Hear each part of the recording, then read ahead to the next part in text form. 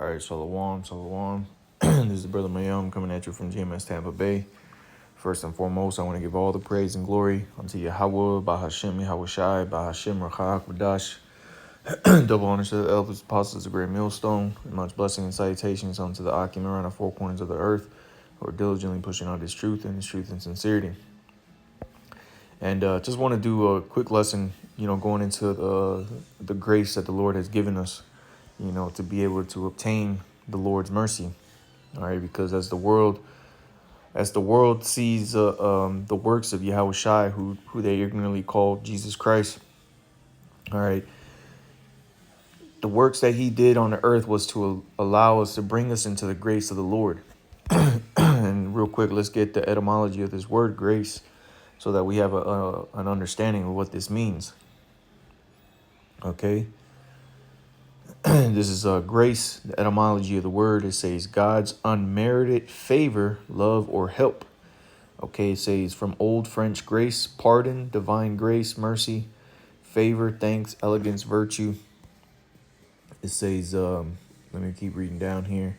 It says from Latin, gratia, favor, esteem, regard, pleasing quality, goodwill.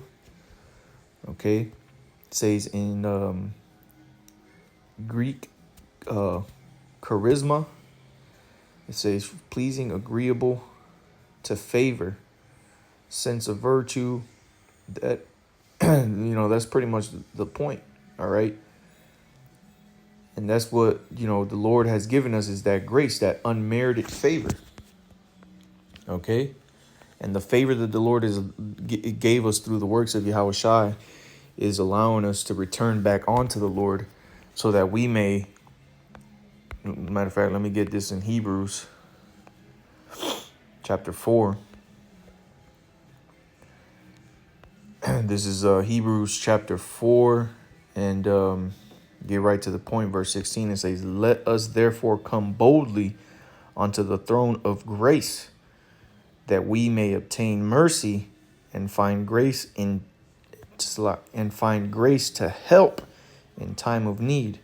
You see, so that grace, all right, allows us to obtain mercy, and it helps us find help in time of need. And now the time of need, okay, that is coming is going to be this time of Jacob's trouble. All right, the time of great judgment upon the earth. And the help that we're looking for is the salvation. All right, just as in the time of Noah, because as the Messiah, Yahweh Shai, likened these last days onto Noah. All right, there's going to be a remnant, just as in those days, there was a remnant that was delivered. There's going to be a remnant in these last days as well, that the Lord is going to deliver. All right, so real quick, let's get this in Genesis chapter 6. Like I said, I'll try to keep this as short as I can. It's just something that was on my spirit today. It's Genesis chapter 6, and I'll just start at verse 5. It says, "And the Most High saw that the wickedness of man was great in the earth, and that every imagination of the thoughts of his heart," meaning his mind, "was only evil continually." And it's the same thing again today. The wickedness of man is great upon the earth, man. There's nothing but wickedness being done on the earth. Okay? The rulers of this world have made it so. All right, because as you find out by reading the scriptures, the earth has been given onto the hands of the wicked. Okay? The wicked being Esau, Edom. We understand that this wickedness is reigning upon the earth. That which is good, or as the scriptures say, how's it go? The turning of things upside down. All right. Good has been esteemed as evil, and evil has been esteemed as good. Okay. And it said that every imagination of the thoughts of his heart was only evil continually. All right. And that can't be further from the truth. Okay. The thoughts and intentions of these people is to do wickedness, man, to do evil. The majority. Okay. You might be saying to yourself, well, I don't think wickedness. Well, are you serving the Heavenly Father? Are you doing his will? Are you walking uprightly in the eyes of the Lord and not in your own eyes? Okay. Because that's what makes you upright, man. Is following in path of the Lord, man. Not according to your own ways. Okay, but let's keep going. Because ultimately, man, walking uprightly is what's going to lead you. Let me put this do not disturb. Walking in the paths of the Lord is what's going to make you upright, man. Or walking uprightly is what's going to bring you to that mercy, man, to that salvation. Because when you walk uprightly, man, you're taking advantage of the grace that the Lord gave us to return unto him, man. That favor. Because not many people on this earth have taken advantage of this grace that the Lord has allowed us to enter in onto.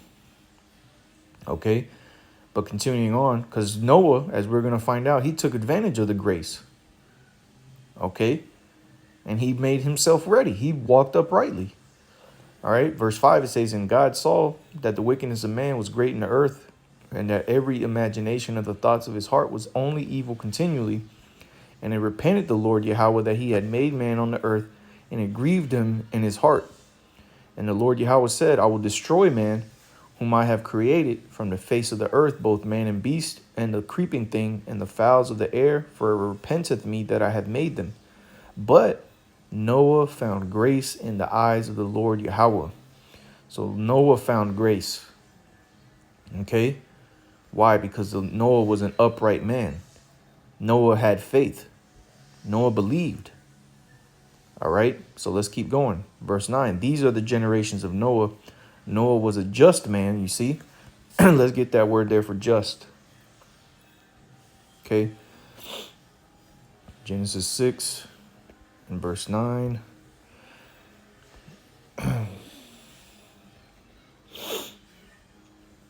Noah was a just and perfect.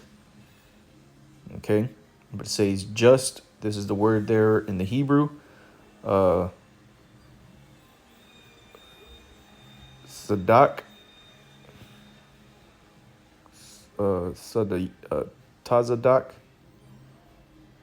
Yeah, Tazadak.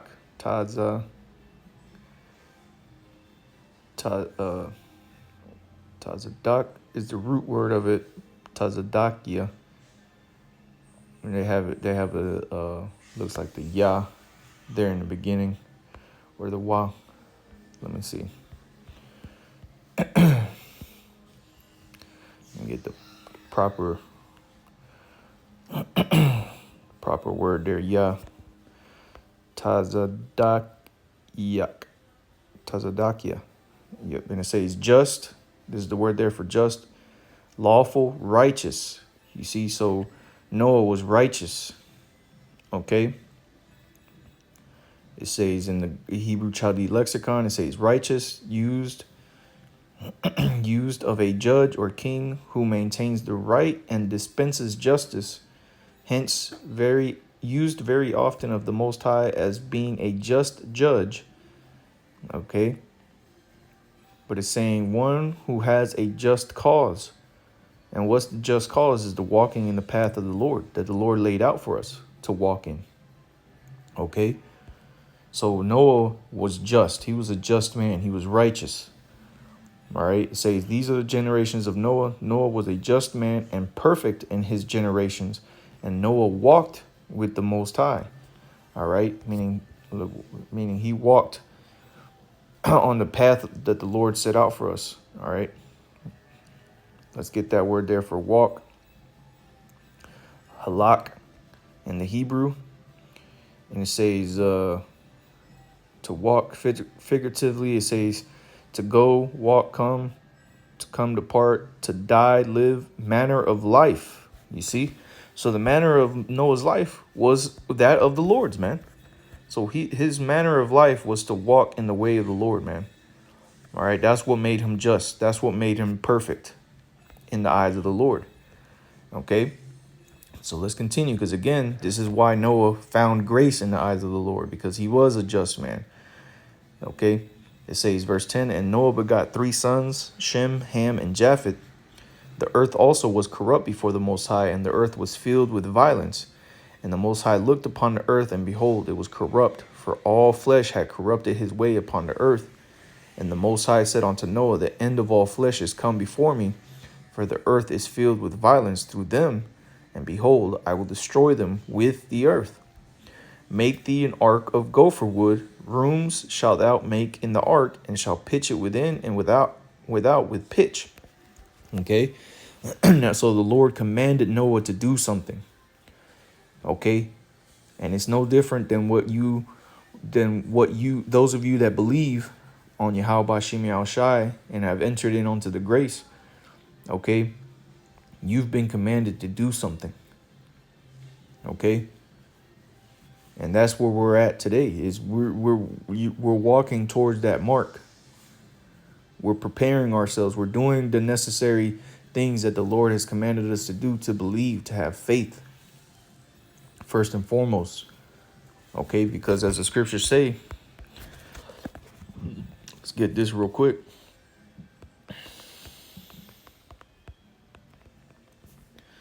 All right, in Hebrews chapter 11. All right. Hebrews chapter 11 and verse 6, it says, but without faith. Well, let's start at verse 1 and we'll read through verse 6. Well, we'll read through down. It says, now faith, Hebrews 11 and 1. Now faith is the substance of things hoped for, the evidence of things not seen. Now, did Noah see the destruction coming? He believed that it was coming because the Lord what? The Lord told him. The Lord said that he saw that that men was corrupt and that they must all die. Okay? And what? He had faith that the Lord, that he would have, the Lord will find grace in him and doing what the Lord commanded him to do, to escape those judgments, man. So that's where Noah's faith lied. It said, now faith is the substance of things hoped for, the evidence of things not seen, for by it the elders obtained a good report.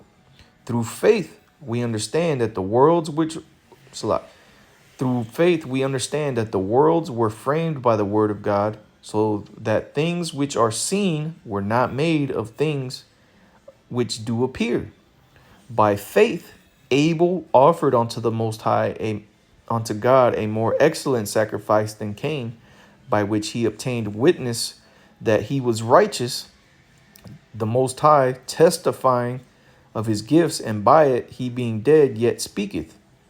By faith Enoch was translated that he should not see death, and was not found, because the Most High had translated him. Yeah, because again, Noah, prior to Noah, the world was corrupt, man.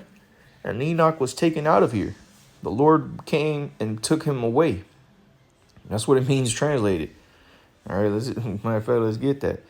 For those of you that scoff at the prophets talking about the so-called UFOs, well, Enoch was taken by a UFO, just as the Messiah was. All right, it says by faith Enoch was translated. Let's get this word here for translated in the Greek, and it's metatethemi. If I'm pronouncing that, I'm obviously butchering that, but it's a long Greek word. But it comes from two words, meta and whatever that last word is. But it says to transpose two things, one of which is put in place of the other, to transfer, to change, to transfer oneself or suffer oneself to be transferred, to go or pass over, to fall away or desert from one person or thing to another. It says, the Strong's definition says to transfer, transport, exchange, carry over, remove, translate, turn. Okay, so the point being, he got transferred. He got taken up out of here, man. He got beamed up. All right, he got transferred from the earth into that chariot, and he was no longer seen. You can read that story, man. It's very brief, but I'll read this in Hebrews 11 and 5 again. It says, by faith Enoch was translated that he should not see death, and was not found, because God had translated him. For before his translation, he had this testimony that he pleased the Most High. You see, so he was taken from the earth, man. It says, but without faith, it is impossible to please him. And this is the point. See, you have to have faith in the Lord, man, and in his word. Okay. and that the things and have faith in the promises, man. That the things, the path that we're walking, the sacrifices we're making, forsaking this world and the things that are in it, that ultimately we shall find grace in the eyes of the Lord, man, and obtain that mercy, as we read in Hebrews 11 or 4 and 16. Just as Noah found grace, man, because Noah had faith. It says, but without faith, it is impossible to please him. Please who? The Most High, God, Yahweh. It says, for he that cometh to God must believe that he is, which is the name of the Lord. Yahweh. Yahweh exists, or he is. He exists. Must believe that he is, and that he is a rewarder of them that diligently seek him. Now, have we received the reward of the Lord? The mercy, the salvation? No, we have yet to see it, but that's where our faith lies in. That's the substance of things hoped for, the evidence of things not seen.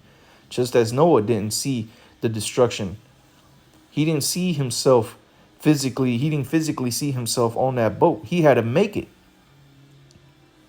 through the commandment of the Lord, man. Just as we're building ourselves that spiritual ark to escape the judgment, man. See, this time we don't have to physically do that. We're spiritually preparing ourselves for what's to come, because this time, through faith, the Lord will deliver those that believe on him, man, and believe on his word.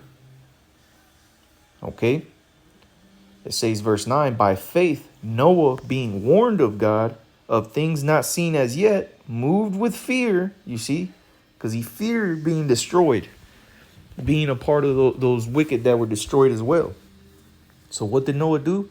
He was moved with fear, prepared an ark to the saving of his house. You see? So Noah went to go do what he needed to do to prepare himself so that him and his household can be saved, meaning his wife, his 3 sons, and their wives. And guess what? Those are the only 8 people that lived, man. Okay? It says, by the which he condemned the world and became heir of the righteousness which is by faith. Now let's get this word condemned. Hebrews 11 and what was that? 8? Verse 7. Let's get the word there for condemn, because it said, by the which he condemned the world, right? How did he condemn it? By preparing an ark to the saving of his house. All right.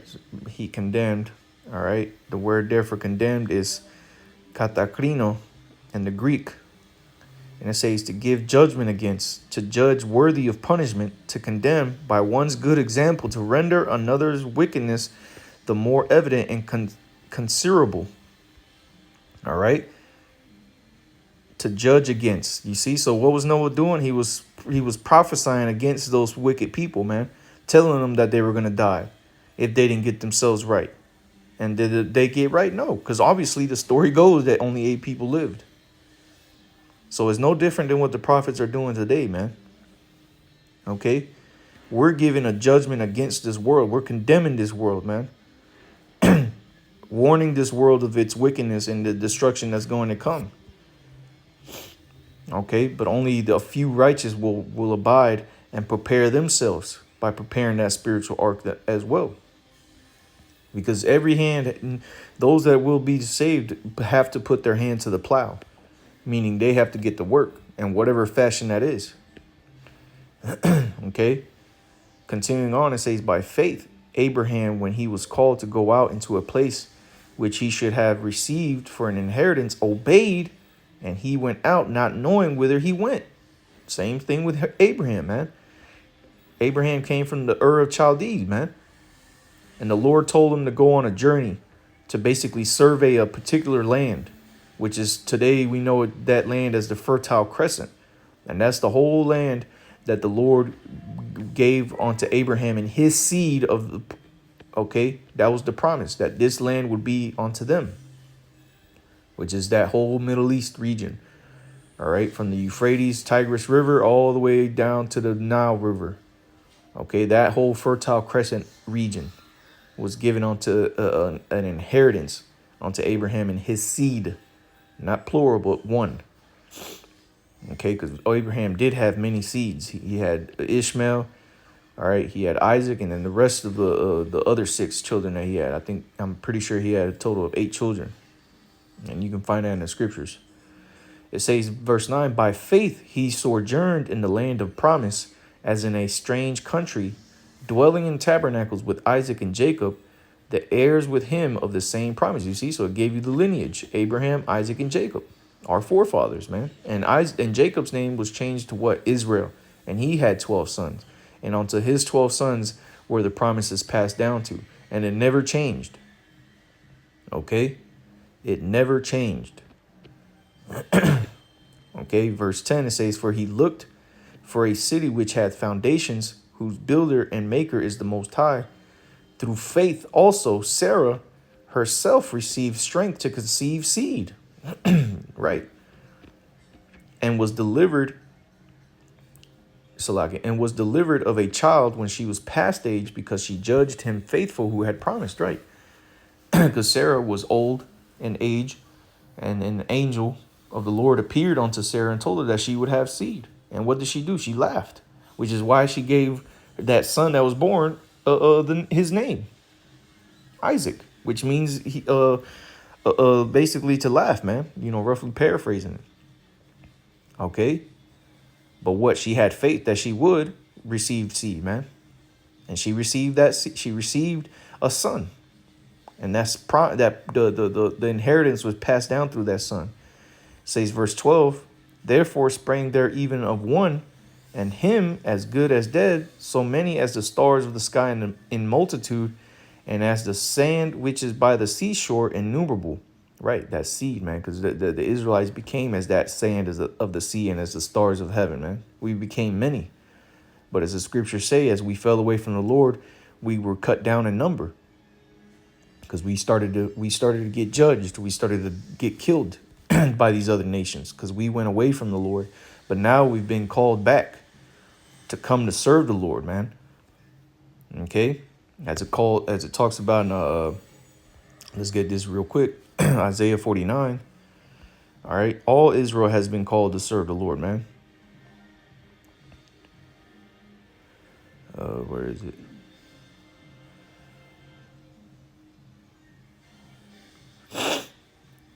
Isaiah 49.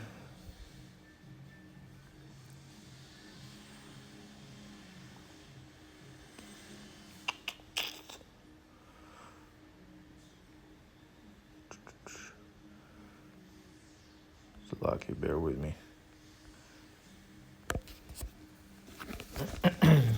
Maybe I got the wrong chapter.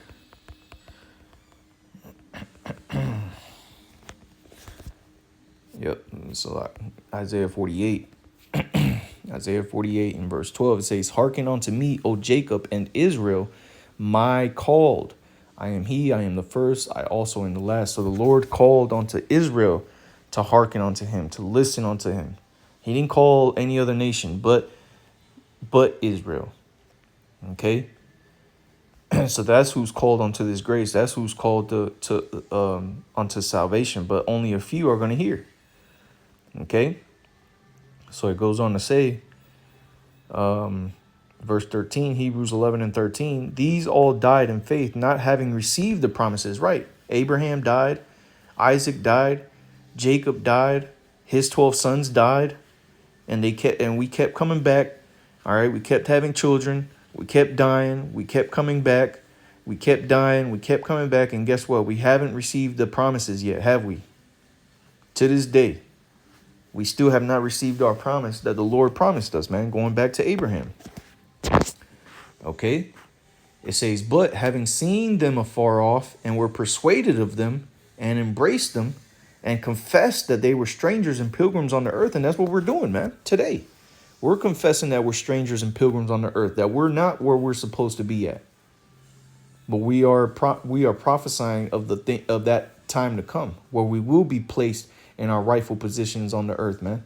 Not only in our land, but as the rulers of this place, man, of what you call earth. And that's why the world is going to rejoice when we're in authority, because the righteous will be ruling. Okay? It says, verse 14, it says, for they that say such things declare plainly that they seek a country. You see, we're making it plain that we are looking for those promises, man. And if true and truly, if they had been mindful of that country from which whence they came out, they might have had opportunity to have returned. But now they desire a better country, that is, and heavenly. You see, the kingdom of heaven on earth, because we're not just looking to get placed back into that land and it just be in the same condition, the earth be in the same condition that it is in now. No, we're looking for the whole earth to be changed as far as wickedness being abolished. It says, wherefore the Most High is not ashamed to be called their power, for he hath prepared for them a city. By faith Abraham, when he was tried, offered up Isaac, and he that had received the promises offered up his only begotten son. You see? And Isaac, if you can receive it, is Yahushai, who the world literally calls Jesus Christ. That was him in the reincarnation. And what did the Lord tell Abraham about Isaac? He stopped him before he sacrificed him, right? Before he killed him. And he said, the Lord told him what? It is not yet his time. Okay. And so through the generations, as he came back, all right, Isaac, all right, eventually he came back as King Solomon, which was the David's son, which the promise was given unto David that his seed shall rule forever, that his dominion will be forever. Now, did King Solomon rule forever? No, he ruled for 40 years and then he died. But then when he came back as Yahushai, he paid for his sins and for the sins of all of Israel, and he was perfect. Okay. And then now he's getting ready to return, all right, in his heavenly state, man, to deliver those that believe on him. Okay, deliver those that are going to be found obtaining that grace of the Lord, man. It says, verse 18, of whom it was said that in Isaac shall thy seed be called, accounting that the Most High was able to raise him up even from the dead, from whence also he received him in a figure. By faith Isaac blessed Jacob and Esau concerning things to come. Now Esau received his blessing. He already received his blessing and his promise that he would have the dominion of the earth, of everything under the dew of heaven, that he would receive the blessing of the sword. Esau Edom is in control of the earth. Okay? He has the greatest militaries on the earth. He has the sword, man, the missiles. He's the best at wielding these things, man. So he already received his blessing, but now the same one who gave him his blessing, Isaac, Yahushai, he's coming to take his blessing away and to give the blessing now on the promise onto Jacob. Okay? That's why the scripture says Esau is the end of this world and Jacob is the beginning of it that followeth. It says, by faith, Jacob, when he was dying, blessed both the sons of Joseph, Ephraim and Manasseh, and worshipped leaning upon the top of his staff. By faith, Joseph, when he died. So see, it's going down upon these examples of men who had faith, who were given promises, but did they obtain them? No. Because now is that time to receive those things, man. We're coming into the day of the Lord's return. And you have to do everything that you can if you want to be saved, man. Ultimately, you're going to do so if you've been preordained by the Lord. But if you don't, then, hey, you were preordained to not receive of the Lord's mercy. And you got it, as the scriptures say, the same shall know it by death, by pain. Okay? But that's what we've been called to do, man, to find mercy. Take advantage of this grace period that the Lord has given us to come back onto him, man. Okay? So, it's pretty much the point that I wanted to make. I'll close out with that Hebrews chapter 4 again.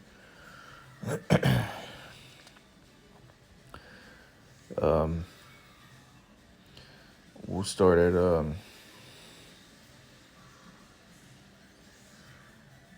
I'll start at verse 14. Hebrews 4 and 14, it says, seeing then that we have a great high priest that is passed unto the heavens, Yahushai, the Son of the Most High, let us hold fast our profession. What is our profession? Working the work of the Lord. For we have not an high priest which cannot be touched with the feeling of our infirmities, but was in all points tempted like as we are, yet without sin. Talking about Yahushua. Verse 16, let us therefore come boldly unto the throne of grace, that we may obtain mercy and find grace to help in time of need. And the time of trouble is coming where we're going to need that help. Okay? And if you haven't found grace, okay, then you will not have obtained mercy, and you won't receive of that help. And a lot of you are guilty of not finding, are going to be found guilty of not obtaining that mercy, man. And you're going to go through it. You're going to have a terrible time. You're going to be tormented, and perilous times are going to come upon you. While those that have obtained that mercy, that have found that grace, we're going to be passed over. Okay, that's why the scriptures talk about that. It shall no longer be talked about that the Lord delivered the Israelites out of the land of Egypt, but that he delivered them out of the land of the north. Because it's going to be the deliverance from America is going to be so great that it's going to be talked about forever, man.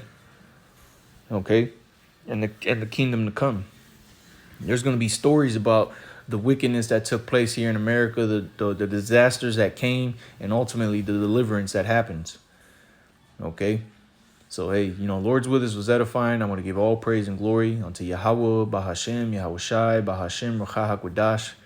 Double honors to the elders, apostles, great millstone, and most blessing and salutations unto the Akim around the four corners of the earth who are diligently pushing out this truth and sincerity. With that, I say shalom.